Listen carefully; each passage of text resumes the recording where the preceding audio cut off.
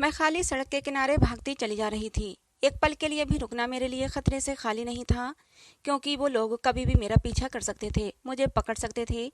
मैं अपने शरीर की सारी ताकत को जमा करके भाग रही थी, लेकिन अब मेरे अंदर इतनी ताकत नहीं बची थी कि मैं अब और ज्यादा भाग सकूं। अब मैं बहुत ज्यादा थक चुकी थी, इसलिए सड़क के किनारे ही बैठ गई। इतना ज्यादा भागने से मेरी हालत बहुत ज्यादा खराब हो चुकी थी। मेरे शरीर में इतनी ताकत नहीं थी कि मैं एक कदम भी आगे चल सकूं, क्योंकि मैंने अभी 3 घंटे पहले ही एक नन्ही सी जान को जन्म दिया था।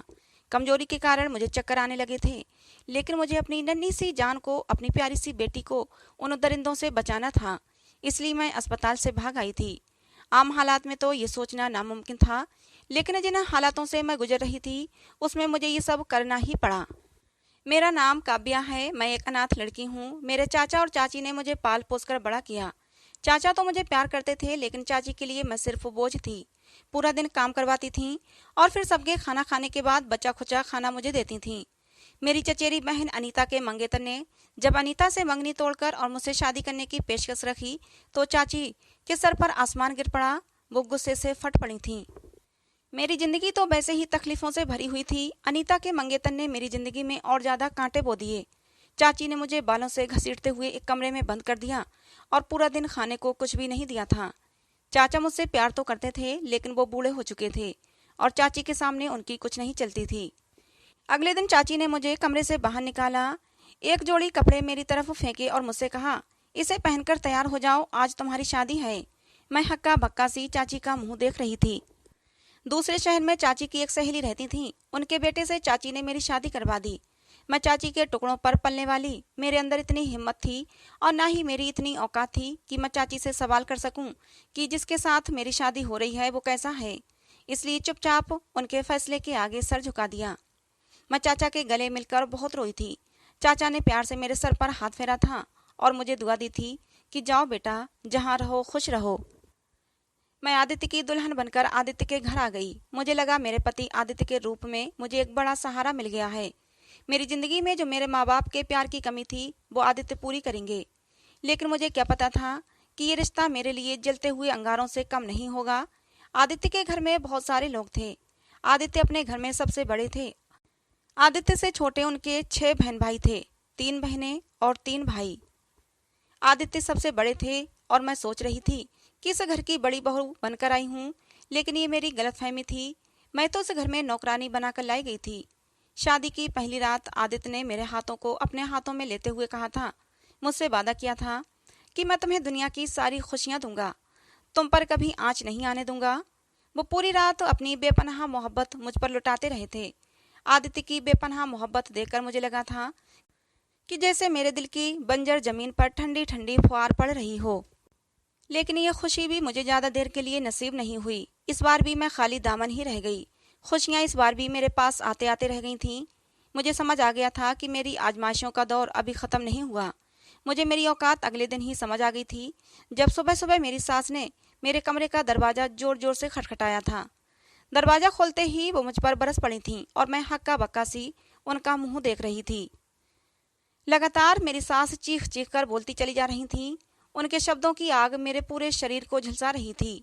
वो चीख चीख कर कह रही थी, मैं तुझे यहाँ अय्याशी करने के लिए नहीं लाई हूँ।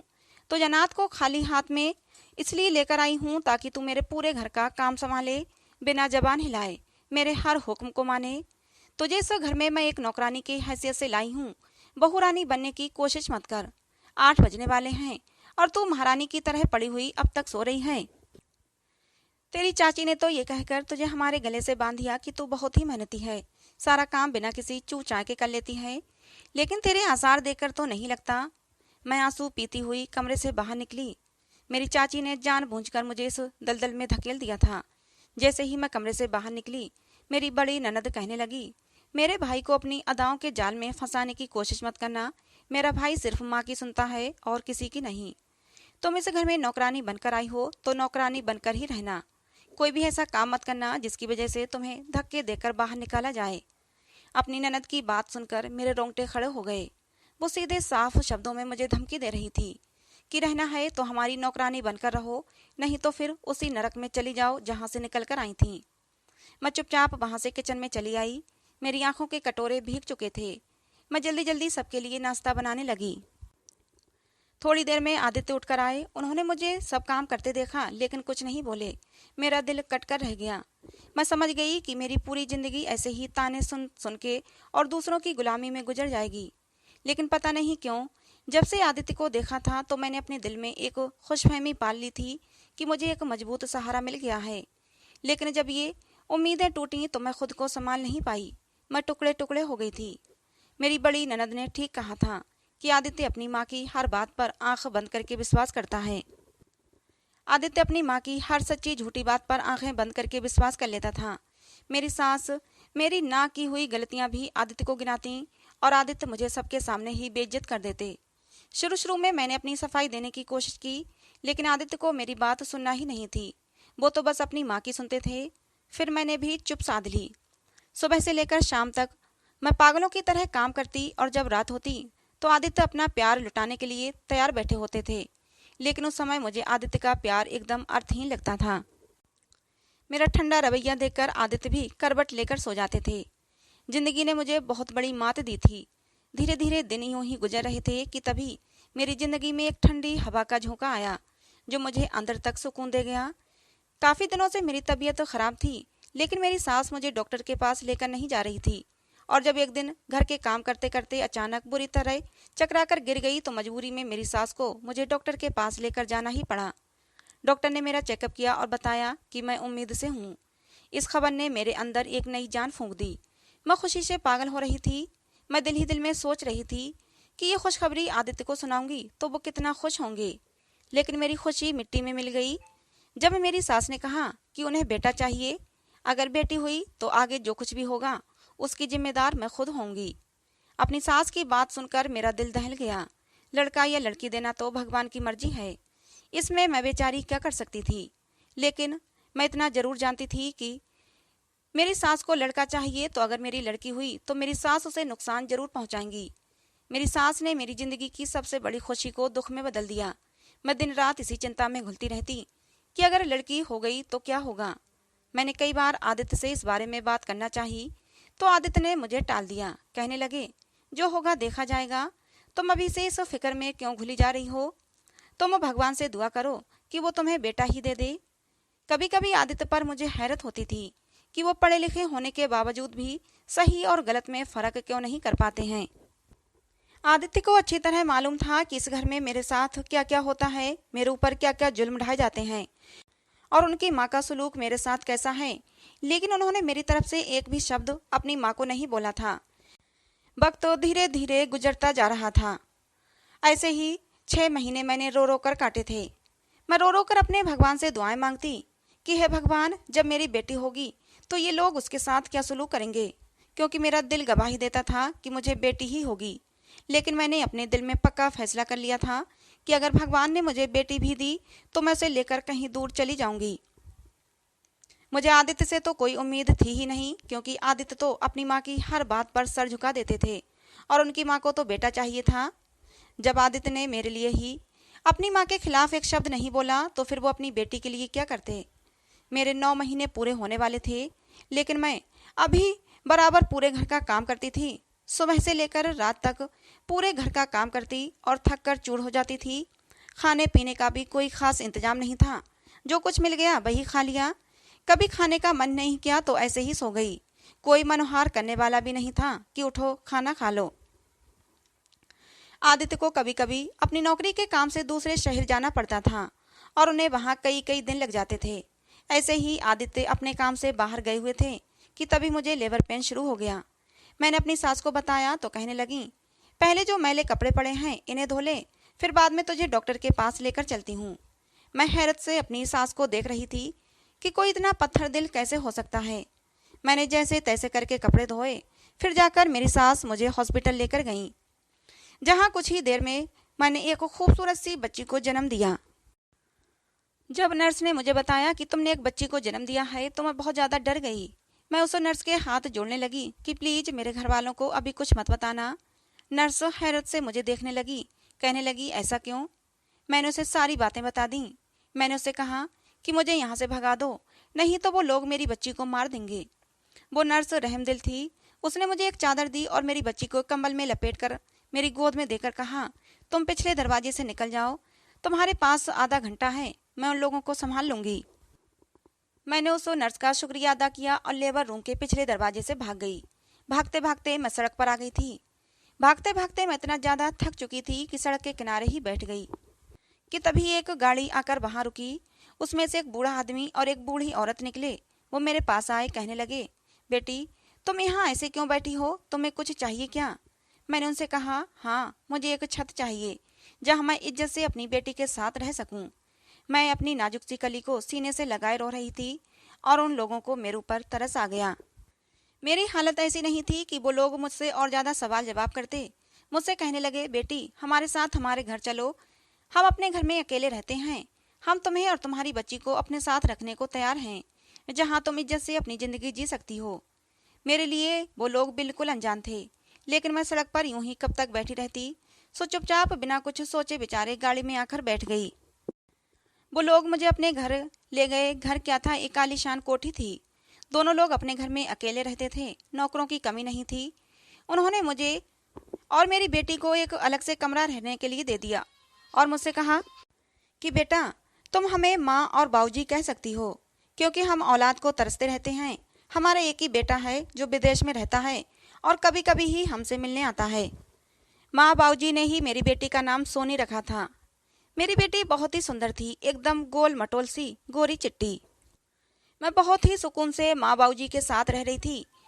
वो लोग मेरी बेटी का बहुत ही ध्यान रखते, उसे बहुत ही प्यार करते, पूरा पूरा दिन अपनी गोद में खिलाते।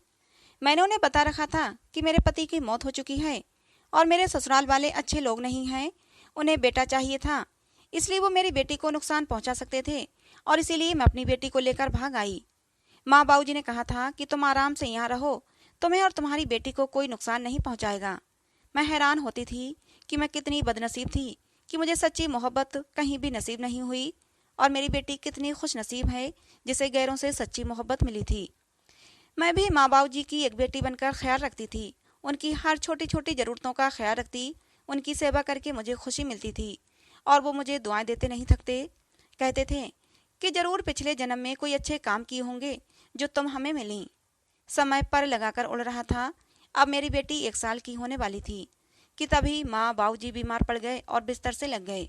मैं दिन रात उनकी सेवा में लगी रहती थी। एक बार बाबूजी मेरा हाथ पकड़कर कहने लगे, बेटा काव्या, मैंने तुम्हें अपनी सगी बेटी की तरह रखा है, मैंने तुमसे सगी बेटी से भी ज्यादा मोहब्बत की है और सोनी को तो उसको तो मैंने अपनी गोद में खिलाया है। मैं नहीं चाहता कि हमारे मरने के बाद तुम बेआसरा हो जाओ। हमारी बीमारी का सुनकर हमारा बेटा विदेश से आ रहा है, तो मैं चाहता हूँ कि तुम्हारी शादी अपने बेटे से करा दूं, फिर तुम और सोनी हमेशा इस घर में रहोगे, तुम्हें कोई तकलीफ नहीं होगी। बाबूजी के मुंह से ये बात सुनकर मैं हक्का बक्का रह गई। मैं तो शादीशुदा थी, मैं भला उनके बेटे से शादी कैसे कर सकती थी? मैं अब भी आदित्य की पत्नी थी। मैंने मना करने के इरादे से बाबूजी की तरफ देखा, लेकिन उनकी उम्मीद भरी नजरें मुझ पर टिकी हुई थीं। मैं मना करते करते रह गई। मैं एक बीमार इंसान का दिल नहीं तोड़ सकती थी। मैंने सोचा जब उनका बेटा आ जाएगा तो उससे बात करूंगी कि मैं शादीशुदा हूँ और मेरा पति जिंदा है, और मुझे यकीन है वो मेरी बात को जरूर समझेगा और अपने माँ बाप को भी समझा लेगा। मेरी हाँ ने जैसे उनके अंदर एक नई जान फूंक दी थी। वो लोग कितनी खुशी से शादी की तैयारियां कर रहे थे कि मैं हैरान थी। मेरा एक एक दिन बहुत ही मुश्किल से कट रहा था। 2 दिन बाद उनका बेटा आने वाला था। आज घर में बहुत चहल पहल थी, बहुत ही रौनक थी। माँ बाबूजी ने पूरे घर को चमका रखा था क्योंकि आज ही उनका बेटा आने वाला था। मैं माँ बाबूजी के साथ बैठी थी, सोनी हमारे बीच ही खेल रही थी कि तभी बाहर गाड़ी का हॉर्न बजा। माँ जी बोली, लो मेरा बेटा आ गया। तभी उनका बेटा अंदर दाखिल हुआ, जिसे देखते ही मेरे रोंगटे खड़े हो गए। ये तो आदित्य है, लेकिन आदित्य इनके बेटे कैसे हो सकते हैं? मेरे सिर पर आसमान गिर पड़ा था, मुझे कुछ समझ नहीं आ रहा था। फिर अचानक मैं बिजली की तेजी से सोनी की तरफ बढ़ी और उसे अपनी गोद में उठा लिया और पीछे हटते हुए बोली, मेरे करीब आने की कोशिश मत करना, नहीं तो मैं तुम्हारी जान ले लूंगी। अगर मेरी बेटी को नुकसान पहुंचाया तो मैं तुम्हें भी नहीं छोड़ूंगी। आदित्य मेरी तरफ तेजी से बढ़े थे और कहने लगे, काव्या तुम कहाँ चली गई थी? मैंने तुम्हें कितना ढूंढा लेकिन तुम मुझे नहीं मिली। आदित्य जितना मेरे पास आ रहे थे मैं उतना ही उनसे दूर जा रही थी। आदित्य के अंदाज में बेचैनी थी, बेताबी थी, अपनी बेटी से मिलने की तड़प थी, लेकिन मुझे कुछ भी दिखाई नहीं दे रहा था। मैं तो डर के मारे थर थर कांप रही थी। मैं सोच भी नहीं सकती थी कि आदित्य से मेरा कभी सामना भी होगा। मेरे दिमाग में यही बात थी कि आदित्य मेरी बेटी को मुझसे छीन लेंगे। आदित्य मुझसे बार बार पूछ रहे थे, काव्या तुम कहाँ चली गई थी?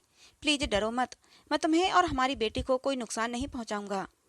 हम दोनों ही इस वक्त तो भूल गए थे कि हमारे अलावा कमरे में माँ बाबूजी भी हैं। माँ बाबूजी हैरत से कभी मुझे देखते तो कभी आदित्य को। उनकी तो कुछ भी समझ में नहीं आ रहा था। आदित्य बोले, काव्या जब तुम मुझे छोड़कर चली गई तो तुम्हें पता है मैंने तुम्हें कितना याद किया, तुम्हारी याद में कितना तड़पा हूँ। बेटी की खबर सुनकर मैं बहुत खुश हुआ था, लेकिन अगली खबर ने मेरे सर पर आसमान गिरा दिया कि तुम हमारी बेटी को लेकर फरार हो गई हो। माँ ने मुझे बताया था कि तुम अपने किसी पुराने आशिक के साथ भाग गई हो, लेकिन मेरा दिल कहता था कि तुम किसी के साथ नहीं भागी बल्कि मेरे माँ से परेशान होकर अपनी बेटी को लेकर भाग गई हो। आदित्य सोनी को गोद में लेने के लिए मचल रहे थे, लेकिन मैं अब भी डर रही थी और सोनी को सीने से चिपकाए खड़ी थी। मैं आदित्य पर कैसे भरोसा कर लेती, जिन्होंने 1 साल तक मेरे हक के लिए कोई भी आवाज नहीं उठाई थी। फिर कैसे भरोसा कर लेती कि आज उनकी मोहब्बत अपनी बेटी के लिए जाग चुकी है। वो तो अपनी माँ की हाँ में हाँ मिलाने वाले बेटे थे, और उनकी माँ को तो बेटा चाहिए था ना। बाबूजी हैरत से ये सब कुछ देख रहे थे और हमसे बार बार पूछ रहे थे कि बेटा ये सब क्या है, क्योंकि उनकी नज़र में तो मैं विधवा थी और मैं भी जानना चाहती थी कि आदित्य उनके बेटे कैसे हो गए। अब बाबूजी ने सोनी को मेरी गोद से ले लिया और अपनी गोद में बिठा लिया था। फिर धीरे धीरे सारी गांठें खुलती चली गईं। आदित्य माँ बाबूजी के ही बेटे थे। बचपन में ही उनके चाचा ने उन्हें गोद ले लिया था, क्योंकि उनके चाचा की कोई औलाद नहीं थी। लेकिन भगवान की मर्जी, आदित्य को गोद लेते ही उनके घर बच्चों की लाइन लग गई। उनके घर 6 बच्चों ने जन्म लिया, 3 लड़के और 3 लड़कियां। आदित्य का एक बड़ा भाई था जिसका नाम प्रसाद था। वो माँ बाबूजी के साथ रहता था, लेकिन एक रोड एक्सीडेंट में प्रसाद की मौत हो गई। माँ बाबूजी अब बिल्कुल अकेले हो गए थे। उन्होंने अपने भाई से कहा कि अब आदित्य को मुझे दे दो, तुम्हारे घर तो भगवान की कृपा से 6 बच्चे हैं। लेकिन आदित्य की चाची एक लालची औरत थी। उनकी नज़र बाबूजी के पैसों पर थी। वो आदित्य के जरिए बाबूजी के पैसे ऐंठती रहती थीं। इसलिए उन्होंने आदित्य को कभी भी माँ बाबूजी के पास नहीं आने दिया और उसे अपने काबू में करके रखा। चाची उसे हमेशा इमोशनली ब्लैकमेल करती थीं और वो माँ बाबूजी के पास आता और खूब सारे पैसे लेकर जाता था। आदित्य चाची से बहुत प्यार करता था, क्योंकि उसने बचपन से ही चाची को ही अपनी माँ के रूप में देखा था। इसलिए उनकी सारी बातें खुशी खुशी मान लेता था। एक बार चाची बाबूजी के पास आई और कहने लगी, आदित्य की पढ़ाई के लिए एक मोटी रकम की जरूरत है। बेटे की पढ़ाई का सुनकर बाबूजी ने भी एक मोटी रकम चाची को दे दी थी, लेकिन चाची ने उस रकम को अपने खर्चे में ले लिया और आदित्य को वैसे ही छोटे मोटे स्कूल में पढ़ाई कराती रहीं। माँ बाबूजी यही समझते थे कि उनका बेटा विदेश में सेटल है, वहीं पढ़ाई की है, वहीं नौकरी करता है, लेकिन उनका बेटा तो यहीं कोई छोटी मोटी सी नौकरी करता था। आदित्य ने भी अपने माँ बाप को ये बात नहीं बताई थी कि उन्हें दुख होगा। वो कभी कभी साल 2 साल में अपने माँ बाप से मिलने आता था और यही दिखावा करता कि वो विदेश से आया है। इस वक्त भी आदित्य चाची के घर से ही अपने माँ बाप से मिलने आया था, लेकिन मुझे और अपनी बच्ची को देखकर अपने जज्बात पर वो काबू नहीं कर पाया और इसलिए सारा भेद खुल गया। आदित्य ने बताया कि जब तुम बच्ची को लेकर हॉस्पिटल से भाग गई थी तो उस दिन रात को मैं बहुत रोया था। मैं तो अपनी बच्ची की शक्ल भी नहीं देख पाया था। बाद में मुझे एहसास हुआ कि तुम्हारे साथ कितना जुल्म हुआ है और मैं कितना गलत था कि तुम्हारा पक्ष भी नहीं ले पाया। मैं तुम्हारे साथ 1 साल रहा और उस 1 साल में मुझे तुमसे शायद मोहब्बत हो गई थी, जो मुझे बाद में जाकर पता चली कि मैं तुम्हारे बिना नहीं रह सकता। मैं तुम्हारे और अपनी बच्ची के लिए बहुत तड़पा हूँ कि काश कहीं से तुम दोनों मिल जाओ तो तुमसे अपने गुनाहों की माफ़ी मांग लूँ। माँ बाबूजी ने मुझे सीने से लगा लिया, कहने लगे, हम तो तुम्हें अपनी बहू बनाना चाहते थे, लेकिन तुम तो पहले से ही हमारी बहू थी। उन्होंने सोनी को भी खूब प्यार किया। सोनी के लिए उनके प्यार में पहले भी कोई कमी नहीं थी, लेकिन अब तो सोनी उनकी पोती थी। उन्होंने आदित्य से कहा कि तुम चाहो तो अपनी चाची के साथ रह सकते हो, लेकिन काव्या और सोनी हमारे साथ ही रहेंगे। हम लोग इन दोनों के बिना नहीं रह सकते। आदित्य बोले, नहीं बाबूजी, मैं अपनी बच्ची के लिए और अपनी पत्नी के लिए बहुत तड़पा हूँ और मुझे तुम दोनों की तकलीफ का भी एहसास है कि बड़े भाई की मौत के बाद आप दोनों कितने अकेले रह गए हैं। चाचा और चाची को भगवान ने बहुत सी औलादें दी हैं, लेकिन आप तो बिल्कुल अकेले हैं। चाचा और चाची अपने बच्चों के साथ खुश रह लेंगे, मैं आपके साथ ही रहूँगा और अपनी बीवी बच्चों के साथ रहूँगा। आदित्य ने मुझसे माफ़ी मांगी और मैंने भी आदित्य को माफ़ कर दिया, क्योंकि आदित्य की वजह से ही मुझे इतने प्यार करने वाले सास ससुर के रूप में माँ बाप मिले थे। अब मेरी फैमिली पूरी हो चुकी थी, प्यार करने वाले सास ससुर, जान छिड़कने वाला पति और एक प्यारी सी बेटी। और अब मुझे जिंदगी में कुछ नहीं चाहिए। सच कहते हैं, भगवान हमारा कभी भी बुरा नहीं चाहते। वो अपने बंदों के लिए हमेशा कुछ ना कुछ अच्छा ही सोचते हैं। बस कभी कभी हम नाशुक्रे हो जाते हैं और बहुत ज़्यादा मुसीबतें पड़ने पर अपने भगवान से नाराज हो जाते हैं। लेकिन हिम्मत से काम लेने वालों पर और हर हाल में खुश रहने पर भगवान भी हमसे खुश होते हैं। उसका बदला वो हमें जरूर देते हैं। और मुझे भी मेरे भगवान ने मेरी आजमाइशों का बदला दिया था और मुझे इतने प्यारे रिश्ते दिए थे। तो दोस्तों, ये कहानी आपको कैसी लगी जरूर बताना। पसंद आई हो तो प्लीज़ लाइक करना। ऐसी और कहानियों के लिए हमारे चैनल को सब्सक्राइब करना। कहानी को अंत तक सुनने के लिए आप लोगों का बहुत बहुत धन्यवाद।